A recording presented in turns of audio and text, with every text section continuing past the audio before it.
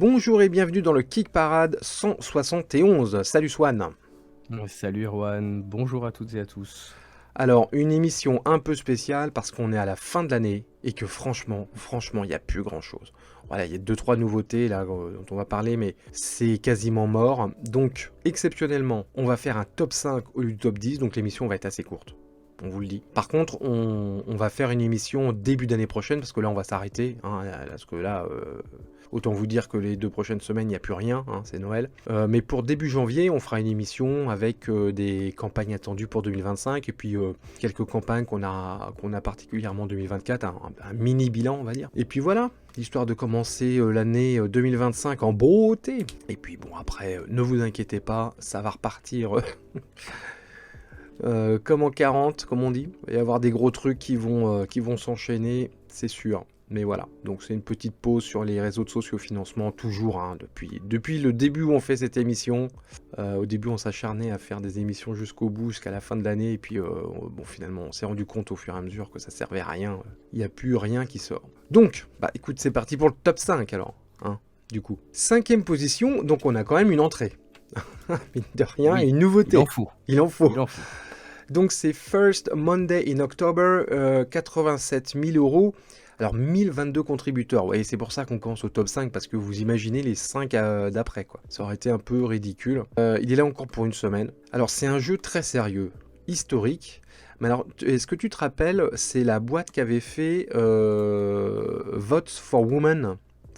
Oui, Tu te rappelles ? d'ailleurs que c'est une boîte qui est assez fan de tout ce qui est jeu historique, basé sur des événements clés, souvent des États-Unis. Oui.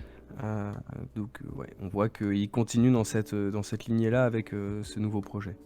Et Vote for Women, ça avait été un bon succès. Là, Oui. c'est un petit peu plus timide, mais ils ont leur public. Donc, de quoi ça parle ce First Monday in October? C'est un jeu autour de la Cour suprême des États-Unis, qui existe depuis plus de 200 ans. Donc, c'est un peu... est-ce que ça sera un peu l'équivalent de notre Conseil constitutionnel?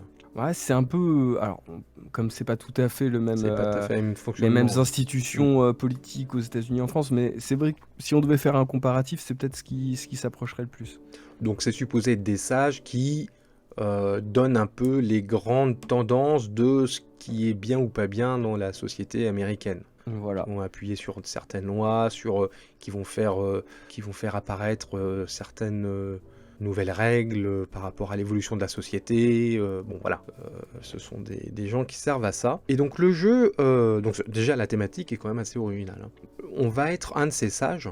Et on va essayer de donner, d'avoir le plus d'influence dans cette cour. Donc ça joue avec pas mal de cartes. Il y a des cartes, j'ai vu qu'il y avait des cartes philosophiques, avec des grandes tendances, des courants de pensée. Vous avez aussi des personnages. Donc j'ai l'impression que c'est historique. Ça couvre vraiment les 200 ans parce qu'il y a des personnages de toutes les époques, j'ai l'impression. Oui, et il le précise, vous allez aller de 1789 jusqu'à 2009, et tout ça au cours d'une même partie. En fait, vous allez traverser le temps sur ces 2 siècles. C'est ça. Et l'idée, c'est que voilà, vous allez devoir gérer votre influence. Donc vous allez jouer alors je sais pas, différentes, je sais pas comment on pourrait les qualifier en France, mais en gros, il y a différentes écoles, et en fait, vous avez vos propres idéologies, vos propres priorités, et l'idée, c'est que vous allez devoir tenter d'influencer cette Cour suprême en essayant de placer vos pions à l'intérieur pour qu'ils puissent faire voter les lois qui vous arrangent, et ensuite comme ça que vous gagnez en influence.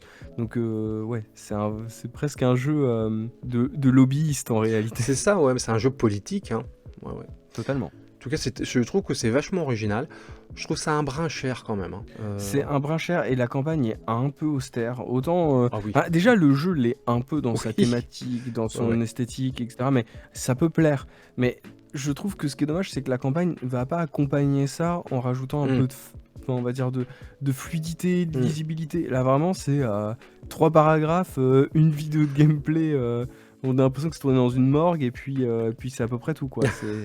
Ouais. Et le jeu coûte 72 €. Je trouve que c'est quand même un peu overprice, pour une expression anglo-saxonne, par rapport aux composants qu'il y a, quoi. Mais en tout cas, voilà, tu payes l'originalité aussi, puis j'imagine aussi le boulot historique qui a nécessité le jeu.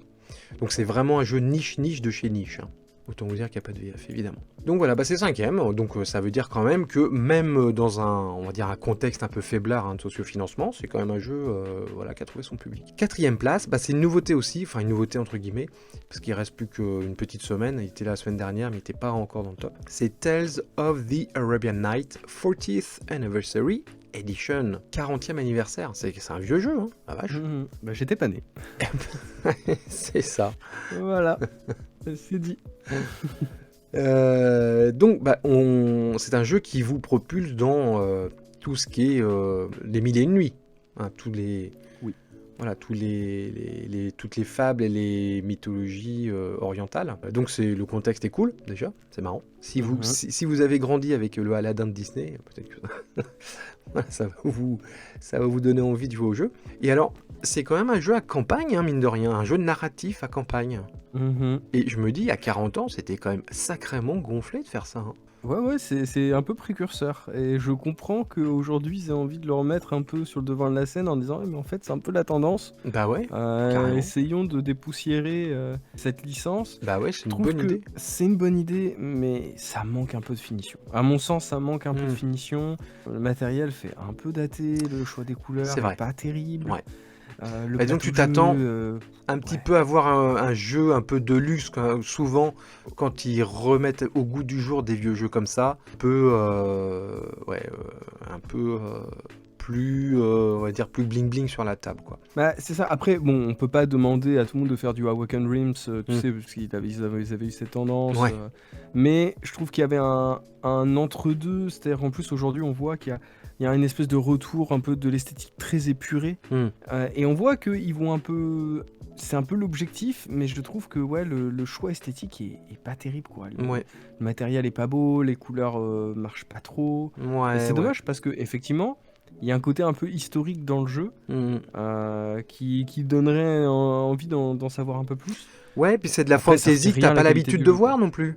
Oui. Tu vois, c'est pas de la fantasy européenne, nordique, même Clairement. asiatique, tu vois. Je trouve Ouais, que c'est puis- même encore plus rare, Ouais. toute la fantasy orientale, quoi, finalement. Exactement. Qui est Et en hyper plus, riche. je trouve que les Mille et une nuits, Mm. en guise de campagne, Oui. bah, c'est une trop bonne idée en fait. C'est Il une y a super tellement idée, ouais. d'histoires qui se passent là-dedans. Parce que voilà, on a cité, il y a Aladdin, Alibaba et les 40 voleurs. On peut citer Simbad le marin. Enfin, tout Mhm. ça. Enfin, rien qu'avec Simbad le marin, je pense que tu pourrais faire un jeu à campagne genre sans problème, tu vois. Et là, ils rajoutent un peu tout ça, donc c'est dommage. Ça méritait peut-être un poil plus de travail. Enfin, en tout cas, je trouve que l'esthétique aurait mérité d'aller à fond dans ce délire-là Ouais, et d'aller au bout du processus. c'est un peu timoré, ouais. Bon, alors par contre, la forme nous convainc pas beaucoup. Par contre, le fond, ils ont fait un gros nettoyage, hein. Ils Oui. ont rajouté plein d'aventures, ils ont étoffé le solo, ils ont rajouté plein de personnages, ils ont changé des règles pour que ça soit plus pratique. Donc voilà, il y a quand même un gros taf hein, sur le fond pour rénover ce jeu qui a 40 ans quand même, hein, donc c'est pas rien. Et donc voilà, mais en tout cas, le jeu a plutôt plu, hein, 128 000 €, 1303 contributeurs. Comme je disais, il reste une petite semaine, donc c'est plutôt mission réussie, je pense, parce que c'est un jeu qui a 40 ans, il n'y en a pas beaucoup qui ont subsisté. Voilà, donc c'est pas mal. C'est pas mal, mais c'est dommage que ça soit esthétiquement un peu raté, quoi. J'en ai parlé la semaine dernière, c'est Not Enough Mana, Spellsmith and Summoners, 89 000 €, 1775 contributeurs, il est là encore pour une grosse quinzaine de jours, donc c'est l'extension de Not Enough Mana, je ne sais pas si tu te souviens, on en avait parlé du premier. Oui, ça date un peu, ouais. Ouais, ça date un peu. Donc c'est de la battle de sorciers, de magiciens, à coup de cartes, et puis à coup de shot, surtout. Oui. C'est ça. Et comme je disais, t'es pas obligé de mettre de l'alcool. Non, et j'aime bien parce qu'ils font vraiment toute la campagne autour de non, mais vous mettez pas d'alcool dedans, C'est ça. C'est des petits cubes. C'est que des sous-entendus de sales ivrognes du samedi soir, mais bon, c'est de la potion, on va dire. Oui, voilà. Puis t'es pas obligé de faire des shots d'alcool, tu peux faire des shots de sirop. Bah oui, bien sûr. Bon, je sais pas ce qui rend plus malade à long terme, hein. Le sucre ou l'alcool, c'est vrai que c'est un peu les deux.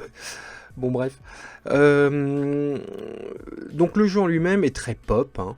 très coloré, assez cartoon, mais moi je trouve, enfin je sais pas ce que t'en penses toi, mais je trouve que c'est du cartoon pas trop énervant, hein, comme on en voit souvent Mm. maintenant.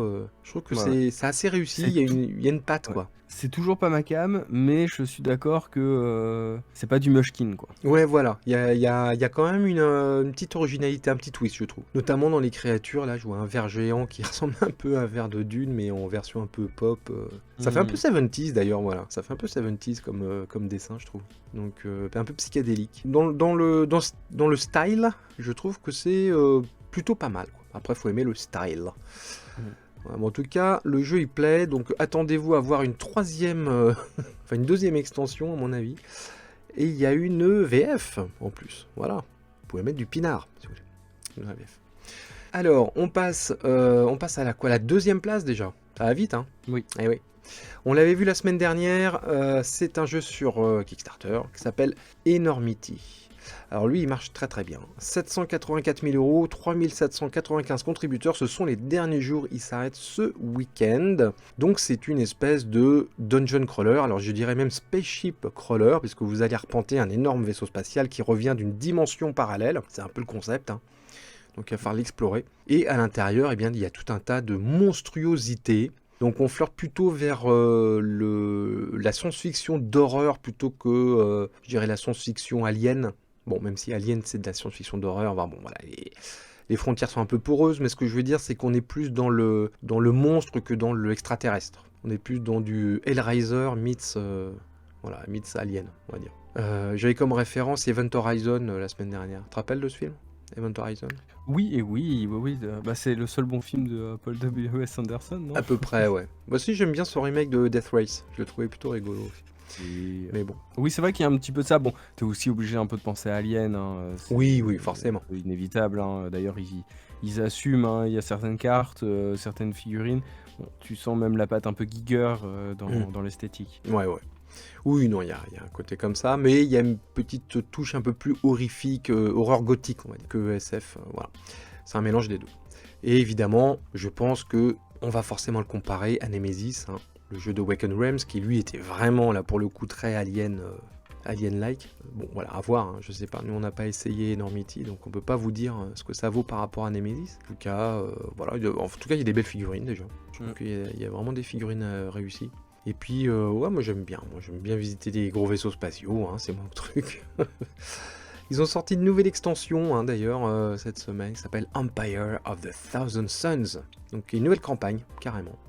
Une deuxième campagne à faire avec cette nouvelle extension. Donc voilà, bon, c'est du gros jeu, un peu plastic porn, qui va t'occuper pendant une bonne année, je pense, si tu joues hein, fréquemment. Mais ouais, après, je trouve que ça reste un petit peu dans l'ombre de ses prédécesseurs. Je vois pas trop en quoi ça se démarque, même esthétiquement. Je trouve bon, voilà, c'est quand même C'est assez vrai. classique. Bon, ils ont l'avantage de s'être créé un vrai lore qui Oui, sort un peu des sentiers battus, ouais, c'est ouais. pas ce qu'on Ils voit ont beaucoup habituellement. insisté là-dessus. Ouais. Mais c'est vrai que sinon, c'est pas. Et c'est des Polonais, hein. On avance en terrain inconnu, quoi. C'est encore des Polonais, hein. Ils sont forts, ces Polonais. Alors tu verras dans les petites actus, ils font un petit actu sur Kingdoms Fallen, qui est un de leurs jeux précédents, mais qui n'est pas encore livré. Donc ils donnent des news de ce jeu dans les news de Enormity. Je pense que c'est à dessein. Je pense qu'ils ont dû avoir pas mal de commentaires en disant, les gars, Ouais.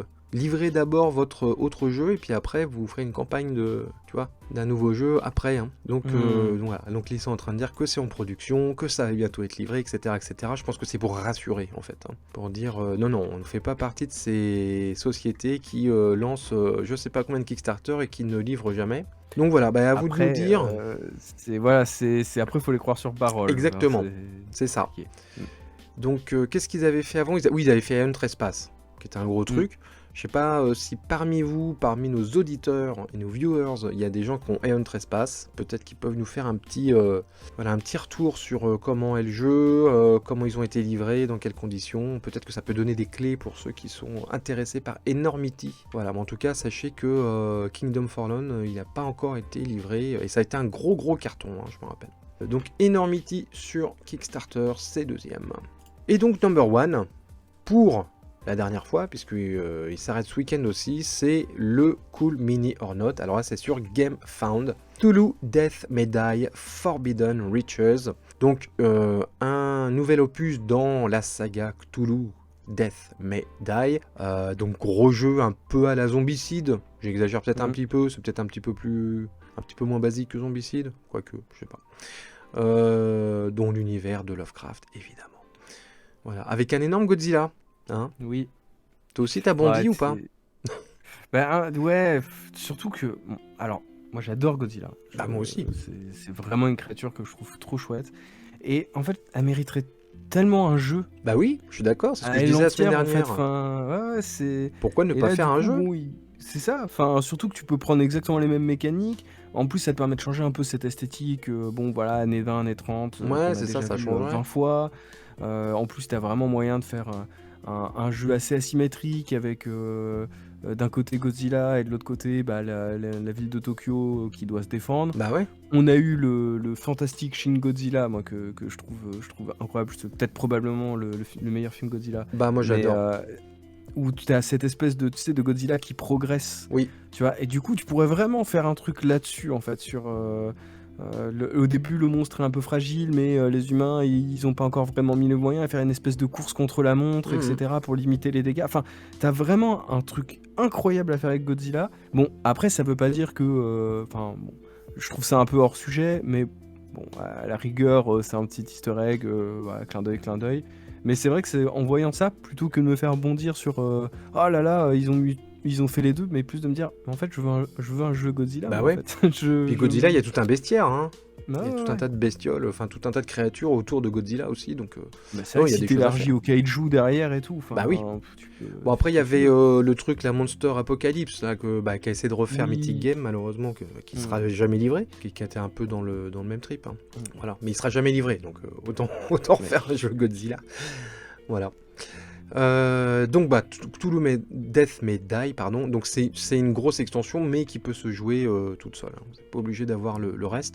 Donc c'est du Cool Mini or Not. Énormément de figurines, bon, qui sont plutôt réussies en général. Un Cool Mini or Not là-dessus, on peut pas leur faire de procès. Voilà. Puis bon, c'est un jeu qui a pignon sur rue. Hein. Il est en boutique, ça cartonne.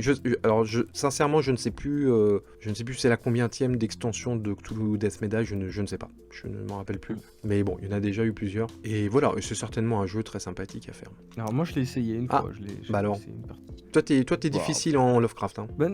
Disons que en fait, je sais pas, après je comprends là, cette volonté de mettre en avant un côté un peu action, pulp, Oui. voilà. Mais c'est vrai que tu dis, juste avant, il y avait eu tous les Fantasy Flight Games qui étaient sortis, donc il y avait les Demeures de l'épouvante, il y avait les Contrées de l'horreur, il y avait tout ça. Et je trouve qu'il arrivait, alors certes avec des nouveaux personnages, parce que dans tous les autres, tu sais, on suivit c'était toujours les mêmes personnages, et puis à chaque fois qu'ils ont rajouté, ça faisait un lore, etc. Moi je suis un grand fan aussi du jeu de cartes évolutif. Mais là, ils sont arrivés avec ça où tu dis, bah, c'est un peu la même chose en fait. Enfin, moi je trouve que c'est... Bon, il y a quelques légères nuances au niveau du gameplay, mais sincèrement, j'ai eu l'impression de jouer aux Demeures de l'épouvante, et j'étais là en disant, ah ok, d'accord. Donc tout ça pour un jeu en fait qui existe déjà, et qui est en 4 fois... Enfin, et du coup, celui-ci en plus est 4 fois plus cher, quoi. Donc, oui, parce qu'il y a énormément de matériel. Hein. Ouais. La core box, hein, la boîte de base est à 100$, hein, donc bon, c'est les prix, hein, c'est les prix. Ouais. Avec ce qu'il y a dedans, bon voilà. Puis ça, je pense que ça sortira en boutique, évidemment en version allégée, hein, avec moins de matériel dedans, mais enfin bon. Ok, bon voilà, hein, c'est le premier, bon c'est logique, hein, Alors, Cool Mini or Not, j'ai l'impression que ça fait quand même un certain temps qu'ils n'ont pas eu un succès pareil, je n'ai pas dit les chiffres d'ailleurs, j'enchaîne. 1 937 000 €, 8 262 contributeurs. Et moi il me semble, dans mon petit cerveau, que Cool Mini or Not avait fait plutôt des campagnes en demi-teinte ces derniers temps. Oui, un peu décevantes. Je suis un peu d'accord. Voilà, et j'ai l'impression que là, ça revient en fanfare. Voilà. Ce qui prouve que le titre, hein, la gamme Cthulhu Death May Die voilà, a beaucoup de fans. Hein. Et ben voilà les petits enfants de la forêt magique. C'est tout ce qu'on a pour vous. On n'a même pas de nouveautés. Il n'y a pas trouvé de nouveautés. Bon. Après, on comprend, et j'imagine que vous aussi, bon, sauf si vous avez craqué pour Cthulhu Death May Die, mais c'est vrai que c'est pas la période de l'année où qui est la plus propice à mettre la main au portefeuille pour commander un truc qui va arriver dans 6 ans. Là, je pense que tout le monde est sur les fêtes de fin d'année. Bon, c'est normal, on est habitué, c'est comme l'été, hein, c'est des périodes qui sont souvent un peu plus calmes. Un peu mortes, ouais. Bon, écoutez, en tout cas, on vous souhaite déjà de bonnes fêtes. Hein, Exactement. parce qu'on ne se revoit pas avant début janvier. Et puis, on va faire notre émission avec des campagnes qu'on attend pour 2025. D'ailleurs, dites-le en commentaire si vous avez des campagnes que vous attendez en 2025. Voilà, pourquoi pas, ça nous fait des pistes. Et puis voilà, bon bah écoutez, on se retrouve en 2025, on vous souhaite de bonnes fêtes. Oui. N'oubliez pas de mettre des pouces, même si c'est une émission light. Hein. Mhm. Et Puis, puis, comme on fait, hein, enfin, on va la faire, comme on vous dit, à l'année prochaine. oui, à l'année prochaine. Salut tout le monde. Ciao.